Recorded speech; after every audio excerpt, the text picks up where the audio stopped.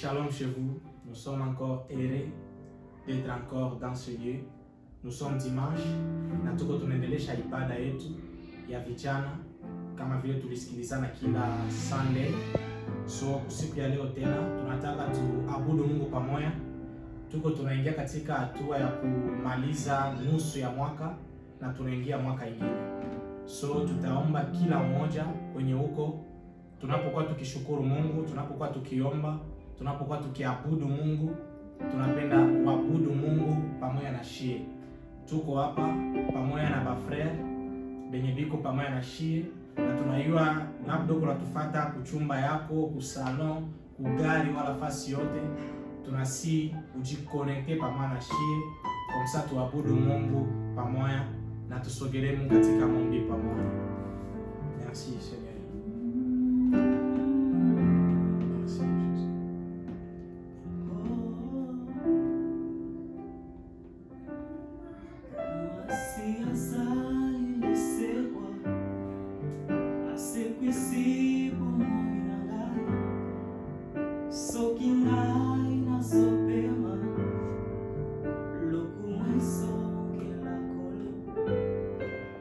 Masi azali lisewa asekwisi pomoinangai soki ngai nazopema lokumwezo ngela kola kufetiki esika na mwana pate na Nzambe soki ngai nazopema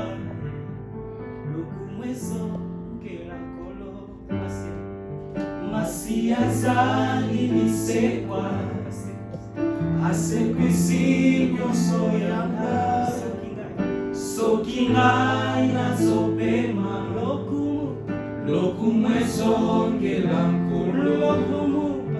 Masi azali lisewa asekwisi nyonso yanga soki ngai nazopema lokumu ezongela nkolo. Kufa kufetiki esika na mwana pate na Nzambe soki ngai nazopema lokumu ezongela nkolo. Masi azali lisewa asekwisi nyonso yanga soki ngai nazopema lokumu ezongela nkolo.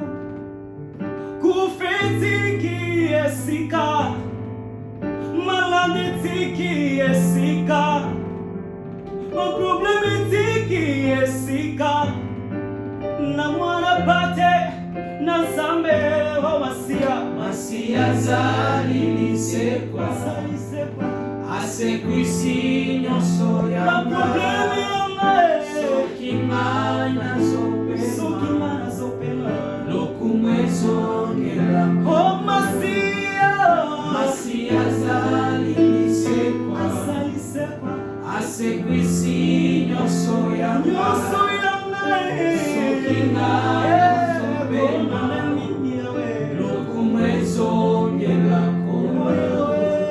Tunashukuru Mungu tena kwa kazi ambayo anafanya kila leo kwa maisha yetu. Tutambia Mungu asante kwa ulinzi na ukingo. Tutambia Mungu asante kwa namna anayotufunika chini ya mkono yake. Tukunambia Mungu asante kwa kisa anatuepusha na mambo mbalimbali, anatuepusha na magonjwa, anatuepusha na majali, anatuepusha na majaribu ambayo hatungeweza eleza kama ilitufikia. Tuko tunainua Mungu kuona gisi neema yake na uzuri wake unakuwa upya kila siku. Mungu wa neema, tunainua jina lako, tunatukuza ukuu wako katika enzi yako unapoketi. Nani aliye kama na wewe Bwana? Nani aliyekuwa kama na wewe? Na nani atakayekuwa kama na wewe? Tunainua jina lako ambao ni juu ya jina yote. Tunasema asante kwa wema na uzuri wako wa kila siku.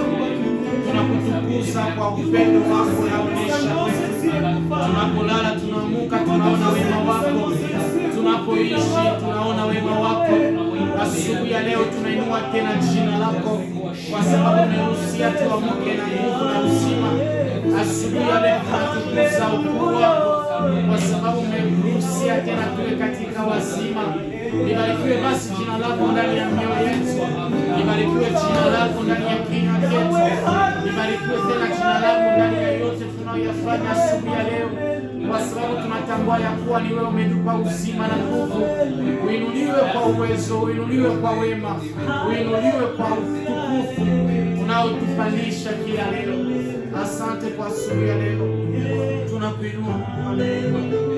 Hakuna kama wewe na hakuna atakayekuwa kama wewe, nani aliye kama na wewe? Pia tunaendelea kushukuru Mungu, ulinzi wa Mungu juu ya jamaa zetu, ulinzi wa Mungu juu ya nyumba zetu, ulinzi wa Mungu juu ya makazi yetu, ulinzi wa Mungu juu ya maisha ya walio pamoja nasi. Tuko tunainua Mungu, tuko tunashukuru Mungu. Batu biko wanakufa usiku na mchana, lakini mie na wewe Mungu iko natulinda. Tuko tunaambia Mungu asante, tuko tunaambia Mungu hakuna kama wewe, tuko tunaambia Mungu unawapita wote katika ulinzi. Biblia inasema kama Mungu alinde, anayelinda anafanya kazi bure. Haiko kujikinga na corona ndio inatulinda, haiko kunawa mikono ndio inatulinda, anayetulinda na Yesu. Abudu Mungu pamoja na shia, ukiinua Mungu, ukiambia Mungu neema yako inatutosha. Tuko gisi tuko na neema yako. Asante Yesu,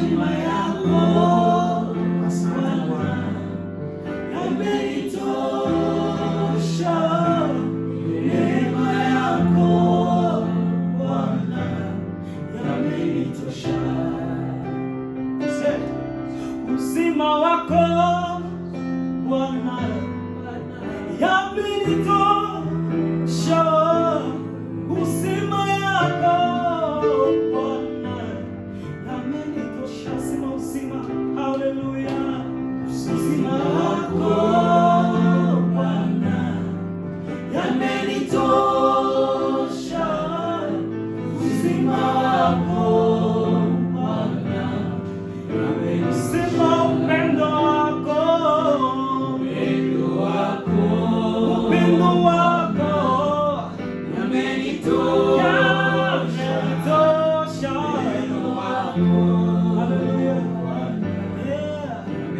Sema na damu yako, yamenitosha mbali, yamenitosha mbali.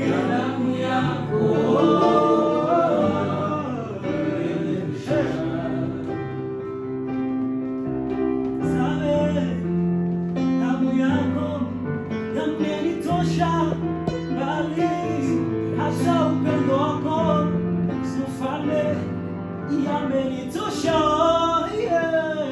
Ikiwa ninaishi yote ni neema, yamenitosha mbali.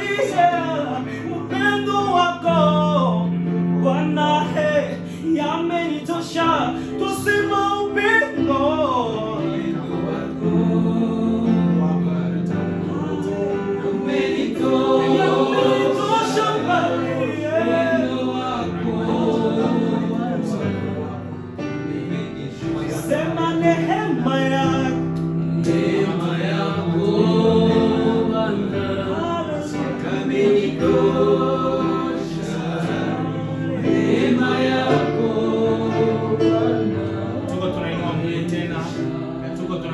asante.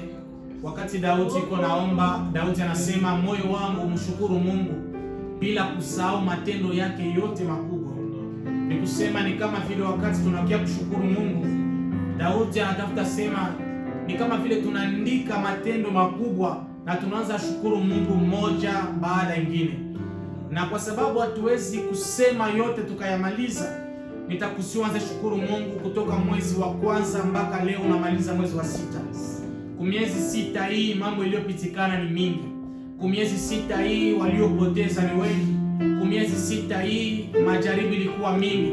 Sijue majaribu gani ulipitia, lakini Daudi anasema moyo wangu mshukuru Mungu. Labda ulipitia mambo magumu, labda ulipitia mambo ambayo yalikosesha matumaini, lakini mpaka sasa ungali na Mungu anaendelea kukulinda. Uko naambia Mungu asante kwa miezi 6 yote hii ambayo amekuchunga, amekufinika, amefinika nyumba yako, amefinika jamaa yako. Yalikuwa mazito ndio, lakini Mungu alikuwezesha. Mahali ulipopandisha sauti yako ukiambia Mungu asante kwa miezi 6 hii ambao umenichunga. Karibu kwa maombi. Tunabariki jina lako Mungu wa neema kwa ulinzi ambao umetupa, kwa uchungaji ambao umetupa miezi 6 hii ambayo yote tunamaliza. Leo ni siku ya Mungu ya mwisho ya mwezi wa 6 ambayo haitarudia tena. Miezi tuliyoyapitia haitarudia tena. Ndio, inawezekana mambo yalikuwa mazito, inawezekana mambo yalikuwa na shida, inawezekana tumekuwa mara mingi, inawezekana tumeanguka katika majaribu mara mingi, inawezekana tumelia mara mingi, lakini tumekuja pia kutambua ya kuwa aliyetuchunga ni wewe, ya kuwa aliyetufunika ni wewe, ya kuwa aliyetuweka chini ya mkono wake ni wewe, ya kuwa aliyetuepusha na majaribu ni wewe, ya kuwa aliyetutia chini ya nguvu zake ni wewe, ya kuwa yule ambaye amejenga ukuta wa ulinzi juu yetu ni wewe. Tunakushukuru Mungu wa upendo kwa yote ambayo umetutendea. Tumeinua jina lako Mungu kwa mapendo yako juu ya maisha yetu. Hatushinde waliokufa kitu, hatukutoa sadaka kupita wengine, lakini umetulinda, umetuchunga. Uzima tunao ndani yetu ni uzima tumepata kwako. Umelinda pumzi ndani yetu ili tuwe wazima tena siku ya leo. Kwa nini tusiseme asante? Kwa nini tusishukuru jina lako? Kwa nini tusinue ukuu wako? Kwa sababu wewe unaenea, kwa sababu wewe ni juu ya yote, hakuna mwingine kama wewe. Wakati Miriam alikamata ngoma akiimba, anasema hakuna Mungu kama Mungu wetu, nasi tunakuinua. Hakuna aliye kama na wewe. Wewe ndiye Mungu wa neema, maana wewe ni mwema. Asante, asante, asante. Asante, asante, asante. Asante Mungu wa neema. Hakuna aliye kama wewe. Tukushukuru namna gani wewe ni mwema kwetu. Nasema asante kwa Mungu wangu. Nasema tu asante. Nasema asante kwa wema wako, kwa maana fadhili zako zadumu milele na milele. Amina. Twasema asante. Ambia Mungu asante kwa wema, kwa uzuri. Asingekuwa upande wako, nani angekuwa upande wako? Kwa neema yako, asante Mungu wa neema, kwa maana fadhili, asante kwa wema na fadhili zako zadumu milele.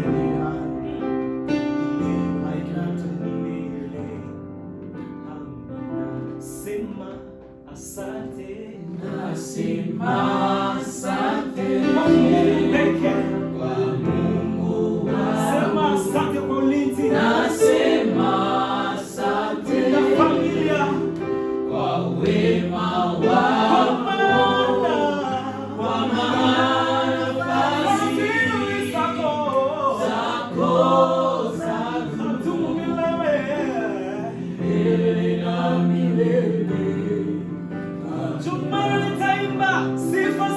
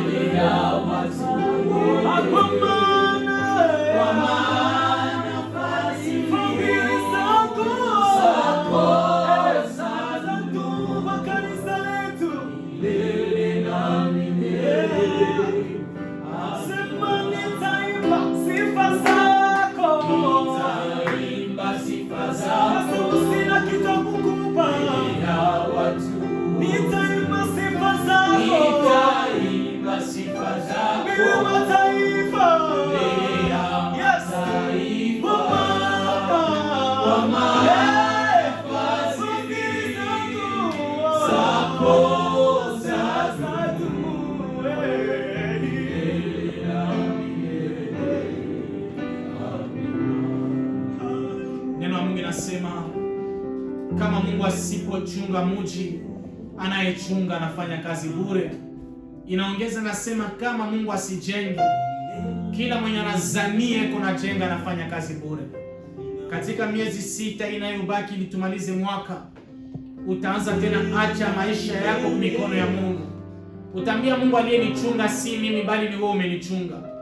Kwa hiyo nimekuachia tena miezi 6 inayobaki, ukue pamoja na mimi, unifinike tena na unichunge.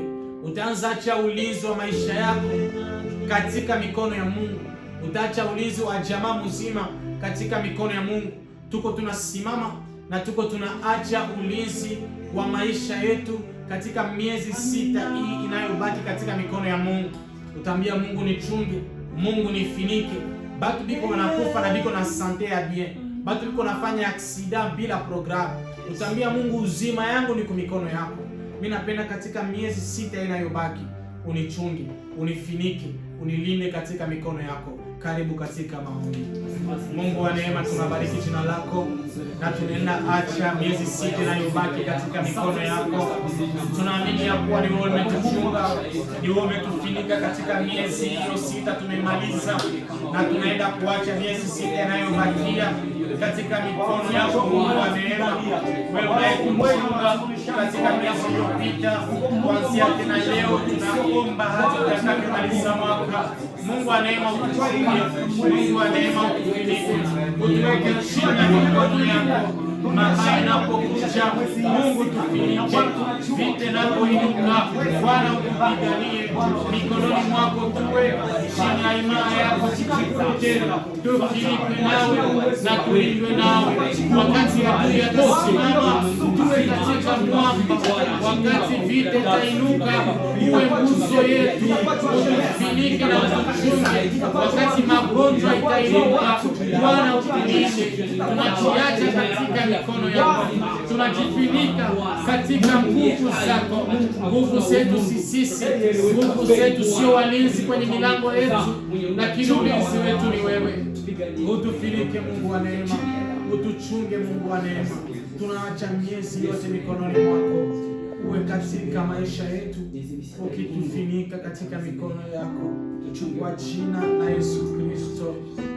Tunakushukuru Mungu wa neema, tunakushukuru Mungu unayeweza yote. Bien-aimé, tuko tunaenda tena katika mikono ya Mungu na tunaenda kuachia mambo ambayo haikufanyika katika miezi 6 iliyopita.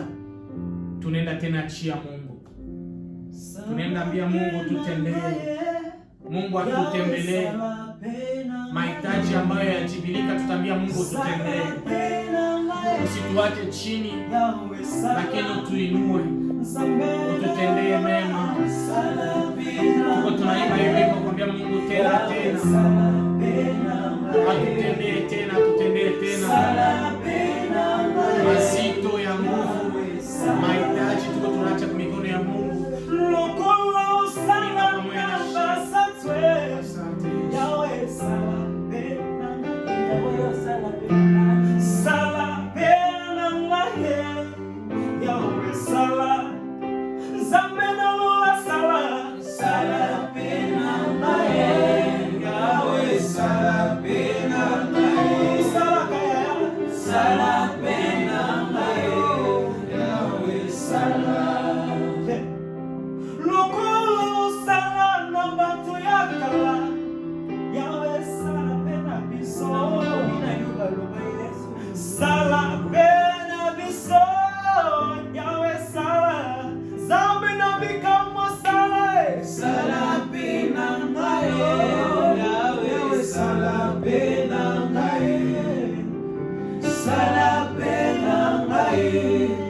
Ukapandisha sauti kuambia Mungu, nimeacha mahitaji mikononi mwako, yote naonisumbua, yote ambayo sikuona majibu.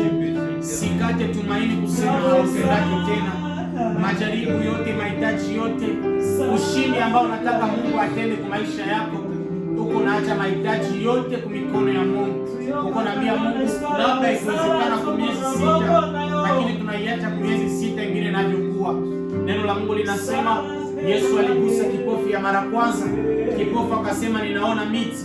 Alipomgusa ya pili, kipofu akasema ninaona. Nikuseme inaweza wezekana ya mara kwanza ikutendeka, lakini ya mara pili ambia Mungu tunakuaminia.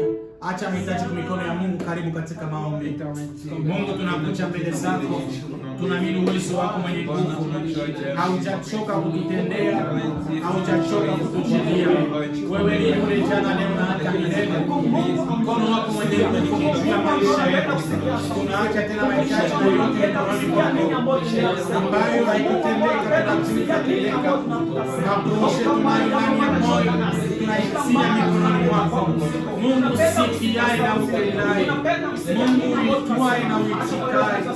Acha mkono wako mwenye nguvu unyoshwe juu yetu, tukiona ukitenda na kufanya jambo, tukiona ukitenda na kuonyesha wetu mapenzi yako yakuzijia mema ionekane.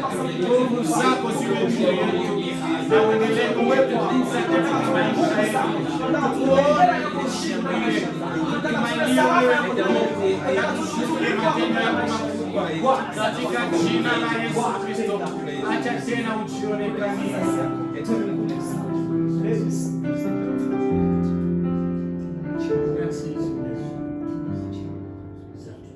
Bien-aimé, Mungu anaweza yote, na tuko tena katika presence ya Mungu tukimwachia yote inayobaki na tukiamini ya kuwa iko anatenda tena pamoja na shie.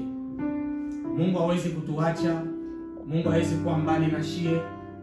Anaendelea kujitukuza kila leo katika maisha yetu na tunaendelea kumuona kila siku. Kwa hiyo mahali iko wende una partage live kubarafiki yako ili tuwe wengi kukusanyika tena na kuendelesha programu yetu namna inavyoendelea. Tuko katika hali ya kushukuru Mungu, ya kuabudu Mungu, kushukuru Mungu kwa yale ambayo alitenda na kuambia Mungu abakiane programu yote ya miezi sita. Miezi sita iko mingi. Vitu mingi inaweza pitikana yenye batu abayue. Tuko tunalala tunalamuka tunapata habari. Tunalala tunalamuka tunapata habari. Maisha yetu ni kwa mikono ya Mungu. Kesho Mungu ndio anayua. Nikikuuliza nini itapitikana mwezi wa 7 ujue. Lakini Mungu anayua. Kwa hiyo wakati yote tuko tunakuwa mbele ya Mungu, tuko tunaachia Mungu programu yote na tunaambia Mungu yeye ndio endelee kutawala na yeye ndio endelee kuwa pamoja na shie. Tuko tunasoma neno la Mungu katika Kutoka Exode 14 8 jusqu'à 16. Exode 14 8 jusqu'à 16. Exode 14 8 jusqu'à 16. Tuko tunaenda kusoma neno la Mungu na kujua inasema tena nini. Kutoka 14 mstari wa 8 hadi 16.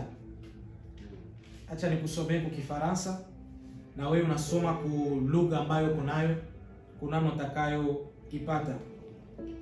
Exode 14 8 jusqu'à 16, nous lisons la parole de l'Éternel. L'Éternel endurcit les cœurs de Pharaon, roi d'Égypte, et Pharaon poursuivit les enfants d'Israël. Les enfants d'Israël étaient sortis la main levée. Les Égyptiens les poursuivirent, et tous les chevaux, les chars de Pharaon, ses cavaliers et son armée les atteignirent, campés près de la mer vers Pihahiroth, vis-à-vis de Baal-Séphon. Pharaon approchait, les enfants d'Israël levèrent les yeux, et voici, les Égyptiens étaient en marche derrière eux. Et les enfants d'Israël eurent une grande frayeur, et crièrent à l'Éternel. Et ils dirent à Moïse, n'y a-t-il pas de sépulcre en Égypte, sans qu'il fît besoin de nous mener mourir au désert? Que nous a-t-il fait en nous faisant sortir d'Égypte? N'est-ce pas là ce que nous te disions en Égypte? Laisse-nous servir les Égyptiens, car nous aimons mieux servir les Égyptiens que de mourir au désert. Moïse répondit au peuple, ne craignez rien, restez en place et regardez la délivrance que l'Éternel va vous accorder à ce jour. Car les Égyptiens que vous voyez aujourd'hui, vous ne les verrez plus jamais. L'Éternel combattra pour vous et vous garderez silence. L'Éternel dit à Moïse, pourquoi ces cris? parle aux enfants d'Israël et qu'ils marchent. Wakati ambayo tuko tuna karibia miezi 6 inayobaki ya mwaka, tulipenda tugawanye wazo na tumalize seri ambayo tulikuwa nayo juu ya namna gani kushinda oga. Tulizungumza wakati iliyopita ku kanisa na tulizungumza tena siku ya Mungu iliyopita na live na sasa enregistrement ngale ku groupe ya kanisa, tukutia ku groupe ya jeunesse kama tunavyofanya sasa, na leo tunakuya kunaona namna gani tutakavyoshinda oga. Kweli ni iko na mametode mingi, lakini tutajaribu kujifunza tu mbili ambayo ni muhimu na Mungu atatusaidia kuna namna nyingine ya kuendelea. Wakati ilipita tulizungumza tukasema mambo tunayoogopa ni mambo yanayotufikia. Ayubu alikuwa anatuambia katika sura yake ya 3 nafikiri, anasema mambo ninayoogopa ni mambo yananifikia. Na tukaona namna gani uoga iko inatenda mambo mabaya katika maisha yetu, na tunapoogopa jambo ndipo jambo inatufikia. Na tulizungumza dimanche iliyopita tukasema kama unapenda kushinda oga, kitu ya kwanza unapaswa aminia kama Mungu yuko pamoja na wewe. Haiko na kuchungia ngambo ya pili, lakini iko natembea pamoja na wewe. Labda umuone kwa sababu Mungu ni roho, haiwezi onekana kwa macho, lakini tunatakiwa kuamini, kujua ya kuwa anakaa ndani yetu na iko pamoja na shie. Na leo tuko tunasoma katika Kutoka na tunasoma habari ya watoto wa Israeli. Habari tunaijua vizuri. Biblia inasema Mungu anakumbuka ahadi aliyofanyia Abraham kwa ajili ya watoto wa Israeli, na anakuya kwa ajili ya kuwatoa katika utumwa ambao balivivre pendant 40 ans. Biblia inasema wakati Mungu alitokea Musa ku buisson ardent kijiti inawaka lakini hailungule, anamtumana kumwambia uende uokoe taifa. Na tunajua habari, Musa alifika katika nchi ya Misri ambayo alikimbia, akarudia tena na akaanza processus namna gani kuokoa watoto wa Israeli. Ninayotaka uone sana ni mahali tumesoma wakati Farao ameshapigwa pigo 10, Biblia inasema akaruhusia batoto wa Israeli batoke sasa kusudi baende, kwa sababu mapigo ilikuwa mingi na ya mwisho wazaliwa wa kwanza walikuwa wanakufa. Na wakati watoto wa Israeli walishatoka, Biblia inasema Farao na watu wake wakajuta. Na wanajuta kusema nini? Wanasema tumekamata watumishi wetu, watumwa wetu, tunawalibere waende. Sasa nani mwenye atakuwa na tutumikia tena? Na wakakamata maamuzi kusema twende tubarudishe. Ninapopenda sana ni kwa sababu Biblia inasema walitakiwa pita njia ya karibu siku 3 na wafike mahali walikuwa wanaenda, lakini Mungu akaambia Musa wapite njia ingine, njia ya mbali. Na wakati walifika mbele ya bahari nyekundu, Biblia inasema walikuwa hapo mbele, lakini nyuma Farao na jeshi yake walikuwa wakiwafuata kusudi babarudishe tena mahali ambayo walitoka. Na wakati tuko tunazungumza mambo haya, utaelewa ya kuwa uoga ilijaa watoto wa Israeli. Fikiri kusema fasi yenye mtoto alizaliwa aneneza 30 hayaonaka uhuru. Maisha yake yote ni utumwa na utumwa. Alizaliwa aneneza meme 40, lakini iko tu esclave maisha yote. Soudain espoir ya liberté inaapparaître. Musa anakuwa na espoir ya liberté, anakuwa na bonne nouvelle kusema Mungu atabatosha, na effectivement banatoka na banaanza enda. Lakini Biblia inasema wakati balifika mbele ya Mer Rouge hakuna tena njia, na wakati banaangalia nyuma banasikia Farao na majeshi yake inakuya kusudi tena ibarudishe kwa balitoka. Biblia inasema taifa ikaogopa. Fasi balitumika maisha yote, tumaini nakuya, lakini banasikia tena tumaini balikuwa nayo, kunakuwa tena jeshi. Biblia inasema ni walenga shaba, basoda kama vile vite navyokuwa ndio walikuya kumapunda kusudi warudishe tena taifa ya Israeli nyuma. Na taifa ya Israeli ikaanza kulalamika. Sijui mimi na wewe tungekuwa pale tungefanya nini, lakini mimi nafikiri ningilalamika wala ningeogopa. Wala na mimi ningilaumu Musa na ningemwambia heri niishi mtumwa kuliko nikufe.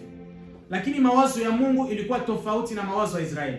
Mungu alikuwa na mipango ambayo alikuwa anapenda atimize pamoja na Israeli. Na neno la Mungu ni kweli na ni amina. Kama Mungu anasema atawatoa, maanake kweli atawatoa. Israeli iliogopa kama mtu kawaida anapaswa kuogopa. Ninapopenda uone sana ni mahali wanaanza manifeste uga wao. Na wanaanza kumnungunikia Musa. Wanaanza kulia. Wanaogopa nini? Wanaogopa kurudia mahali walitoka. Wanaogopa nini? Wanaogopa kuishi tena mambo walioishi miaka mingi. Wanaogopa nini? Wanaogopa kupoteza bahati moya ya ufungulivu ya kukua huru yenye biko nayo. Imagine mtu balimfunga mu prison pendant 30 ans. Siku moja wanakia mwambia wanatafuta kumfungula, wakati anafika mbele ya mlango ya prison, habayafungula mlango kusudi atoke nje ya lupango, banamwambia ke basoda biko nyuma, biko nakia tena bamrudishe mu prison. Ule mtu atavunjika kupita gisa alikuwa anavunjika wakati alikuwa ngali mu prison.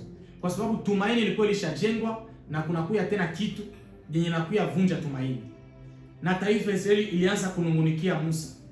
Biblia inasema wanaambia Musa, bora ungetuacha tutumike utumwa kuliko tukiwa tukufie hapa, kwa sababu kule tungikufa bangituzika, lakini hapa tukikufa hakuna wakutuzika. Musa anaambia taifa ya Israeli, mubakie fasi moja na muangalie kitu yenye Mungu atawafanyia. Mungu nyuma anaambia Musa, juu ya nini taifa iko inanungunika? Ambia taifa iende mbele. Musa anaambia taifa, mubakie fasi moja muone deliverance, fungulivu Mungu atafanya. Lakini Mungu anakaa na neno tofauti na Musa, anaambia Musa, ambia taifa iendelee mbele. Namna nyingine ya kushinda oga ni kuendelea mbele. Wakati yote yenye au yaendelea mbele, hauwezi kushinda oga. Mungu anaambia taifa endelea mbele. Musa anaambia taifa stay home, stay safe. Lakini Mungu anasema mvuke, muendelee mbele. Taifa ione njia, lakini Mungu alishasema. Paske Mungu anafanyaka njia kwenye njia haikukua. Kama Mungu anasema endelea mbele, endelea mbele. Taifa Musa anasema taifa mubakie pale. Lakini Mungu anaambia taifa muendelee mbele. Haleluya. Ku Francais nasema hivi, but Moses said, keep where you are and have no fear. Now you will see the salvation of the Lord which he will give you today. Mungu anakia nasema, and the Lord said to Moses, why are you crying out to me? Give the children of Israel the order to go forward. Musa anaambia taifa, mubaki hapa muone ufungulivu. Mungu anaambia Musa, ambia taifa iendelee mbele. Ufungulivu yenye Mungu atafuta patia taifa haiko ya kuonekana kwenye biko, ni ya kuonea ngambo ya pili. Na osilonte yenye taifa hayakamata decision ya kuenda mbele, haitaona ufungulivu. Kwa sababu ufungulivu wa Mungu uko katika kwenda mbele. Na nilitaka nikwambie kusema boga haiko kusema courage, haiko absence ya boga hapana. C'est-à-dire Mungu anatafuta ambia taifa hata kama mko mnaogopa, avancer. Mwende mbele. Doute na foi ni vitu mbili tofauti. Mais foi haiko absence ya doute. Boga na courage ni vitu mbili tofauti. Mais courage haiko absence ya boga. C'est-à-dire Mungu asema malgré boga yenu muendelee mbele. Malgré que Mungu anatetemeka muendelee mbele. Malgré que uko nasikia kile kitu uko na kuonesha ke ile kitu haitawezekana, Mungu anakwambia uamini. Biblia inasema wakati yenye ule mwanamke aligusa pindo ya vazi ya Yesu anapona, Yesu anauliza nani ananigusa? Biblia inasema mwanamke akasikia boga. Ni kusema imani haiko kusema ke boga haiko, wala mashaka haiko. Mashaka iko, lakini tunachagula kuamini. Boga, courage haiko kusema ke boga haiko. Boga iko, lakini tunachagula kuavansi. Na usichunge sana kusema ke Mungu ataleta kitu moya hivi itamaliza boga kisha uende mbele, hapana. Malgré boga yako endelea mbele. Kwa sababu ushindi yenye utaona haiko kwenye unasimama. Ushindi yenye utaona ni ngambo ya pili, wakati uko unaendelea mbele. Wakati yenye uyajitia ku movement ni nguvu sana uone ushindi. Biblia inasema au commencement Dieu créa les cieux et la terre. La terre était informe et vide. Verset 2 à Genèse 1 inasema et l'esprit de Dieu mouvait au-dessus des eaux. Et Dieu dit que la lumière soit. C'est-à-dire il faut kuwe mouvement yenye itapuse Mungu kusema kitu wala kufanya kitu. Peut-être échec iko na pourcentage mingi, lakini unapaswa jua kwenda mbele. Na leo tuko tunaomba, tutaomba tena kwa sababu Mungu atoshe woga ambayo haiko naturel. Wakati tulizungumuza nyuma, tuliona kama boga ingine ni naturel. Mtu yote anazaliwaka na boga. Mtoto anaweza kuwa ni bebe analala wala anaikala, ukimshitula mtoto anashituka. Japokuwa hayaonaka vita, hayaonaka aksida, hayaonaka watu wanapigana. Lakini kama unamshitula anashituka. Ni kusema ni kitu tunazaliwa naye. Iko naturel. Lakini kuna watu wengine ambao boga inabazuia kuendelea. Ndio maana Paulo anakiambia Timotheo, roho tuliopewa sio roho ya oga, lakini ni roho ya nguvu. Ujumbe yangu ni nini kwako asubuhi ya leo? Ujumbe yangu ni kusema sikukataze uogope. Na Mungu akukataze kuogopa. Lakini Mungu anasema, malgré que kuna boga, endelea mbele. Uko natetemeka ndio. Hauwezi tena kuenda ndio. Lakini Mungu anasema, malgré que uko natetemeka. Nyuma pale tulizungumza juu ya uvuli wa mauti. Malgré que unaona uvuli na kuya kufinika, Mungu anasema uendelee. Na mambo itakayo kusaidia kuendelea ni kusahau jana yako. Kwa sababu watu mingi banashindwa kuendelea kwa sababu jana balishindwa. Na kushindwa yabo ya jana inabazuia kufanya hatua nyingine leo. Kama Mungu anakuita kwenda mbele, enda mbele. Uko naogopa, enda mbele. Uko natetemeka, avance. Kuko bitu mingi Mungu atarisha ngambo ingine. Kule kujangwa Mungu alisha kutarishia maji. Kule kujangwa Mungu atakuletea mana na mwisho utaishi Kanaani. Lakini kama boga yako inakuacha fasi moja na unashindwa kuenda mbele, utakufia pale, kisha utasema Mungu aliniahidia kunipa. Hapana. Mungu alikwambia uende mbele, lakini uliogopa kwenda mbele kwa sababu ahadi haiko kwenye huko. Ahadi iko mbele kwenye huko naenda. Mungu anaambia Abrahamu, toka nyumba ya baba yako na ndakufanya mtu kabambi. Haiko kwenye huko, ni jinsi huko naendelea. Siwe kipindi gani ulipitia yenye inakufanya unakuwa na boga uendelee tena. Siwe labda uliishi bitu na wakati uliishi magonjwa wakati mrefu, na wakati mwingine unazania kama magonjwa inatafuta rudio, unasikia boga. Na ile na kuzuia kuendelea. Lakini Mungu anataka na anapenda uendelee na uende mbele. Mungu anataka usibakie fasi moja. Mungu anataka ufanye hatua na uendelee mbele. Sababu jana yako, sababu kama ulishindwa jana, lakini uendelee tena mbele. Fanya hatua ya kwenda mbele. Tetemeka lakini uenda mbele. Na Biblia inasema wakati yenye Musa alifungula bahari, njia ikapatikana katikati. Lakini wakati nilisoma nikajiuliza tena, Mungu analeta tena solution inaleta tena boga kushinda tena solution tulikuwa hapo. Imagine toi uko napita katikati ya mai. Kibambazi moja ya mai huku, kibambazi kingine ya mai huku. Ni solution ya Mungu, lakini ni solution yenye inaleta tena boga. Lakini gisi ni Mungu ndio mwenye alileta. Ni Mungu ndio kuna kulinda. Niliona nini? Ni kusema wakati mwingine kivuli nyingine ya mauti unaweza kuipita ndani, unadhania ni adui ndio aliumba ile kivuli ya mauti. Kumbe haiko adui. Kumbe ni Mungu ndio aliweka ile kivuli ya mauti, kwa sababu kisha wewe kupita adui amezeki ndani. Biblia inasema wakati balifika ngambo nyingine ya bahari, Mungu akafunga maji na Farao na taifa yote yenye ya Misri yalikuwa inafuata Israeli. Biblia inasema ikapita inazama katika maji. Nilikumbuka kitu mali kaona wakati yenye Mungu alifungua bahari hawakuimba nyimbo. Lakini wakati yenye Mungu anafunga bahari bakakamata ngoma bakaimba wimbo. Woga wako iko na kuzuia kuona matendo makubwa ya Mungu.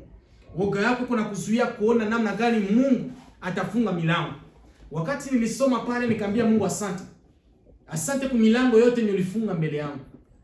Kumbi kuko milango mingine Mungu alifunga yenye mimi nilizania mtu ananisirikia wala mtu hapendi kunipatia opportunity, kumbi Mungu tu alipenda ile mlango ifungiwe.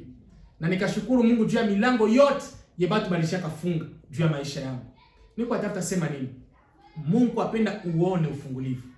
Mungu unapenda uone mambo makubwa, lakini unapasha chagula kuendelea mbele. Tetemeka, endelea. Uko naogopa, endelea. Miguu ikaze chini kwa sababu ya boga, endelea.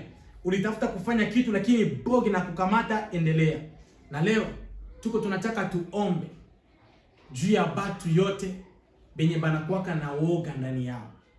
Siwe woga wako inakuwa nini? Lakini leo tuko tunaomba. Biblia inasema Roho Mtakatifu tuliyopata si roho wa woga, ni roho wa nguvu.